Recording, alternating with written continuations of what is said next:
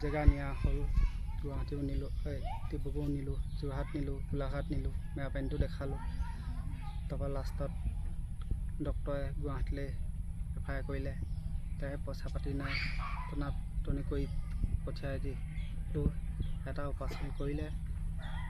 তাতে দাদাক নিওঁতেনে দাদাৰ তাত নাইকিয়া হৈ গ'ল গুৱাহাটীত হেৰাই গ'ল।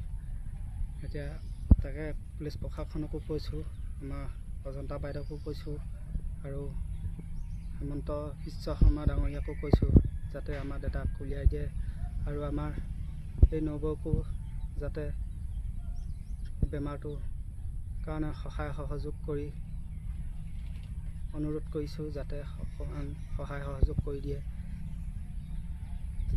সৰু ছোৱালী এজনীও আছে, তাইৰ কাৰণেও অকণমান চকু কাণ দিয়ে যাতে চৰকাৰে। কেইদিন হ'ল? বাইদেউ আজি 20-22 দিনমান হ'ল। মেৰাপানী থানাটো জনালোঁ, গুৱাহাটী থানাটো জনালোঁ। ক'লৈ যাওঁ বুলি কৈ ওলাই গৈছিলে?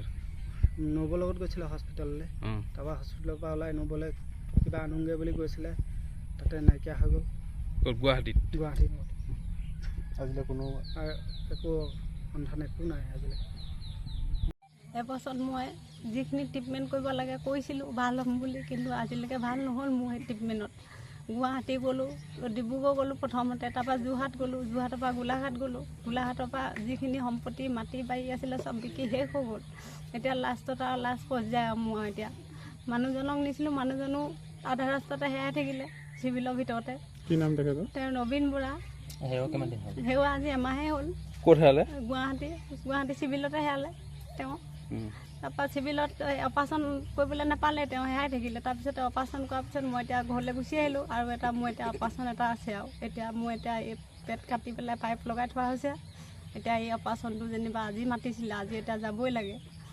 আজি এতিয়া যাব পাৰোঁ নে নোৱাৰোঁ এতিয়া সেইটো মই নিজে নাজানো। এতিয়া ৰাইজে মোক সহায় কৰিছে যিখিনি সহায় কৰিব লাগে। এতিয়া মই বহুত আশীৰ্বাদ তেওঁলোকক দিছোঁ মই যাতে ভাল হৈ আহোঁ আৰু ৰাইজেও যাতে মোক সহায় কৰে, যিখিনি কৰিব লাগে কৰি যাতে মানুহজনকো বিচাৰি উলিয়াই আনে। ছোৱালী এজনী আছে, নহ'লে মই কি কৰিম? বেমাৰত খাবলৈ কৰিবলৈও হেৰি কৰিবলৈও কোনে আনি দিব?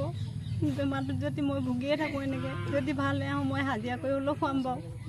খালি মানুহজনক বিচাৰি উলিয়াব পাৰিলে হয়। অলপ একো খবৰ পোৱা নাই? খবৰ নাপাওঁ মানুহজনক।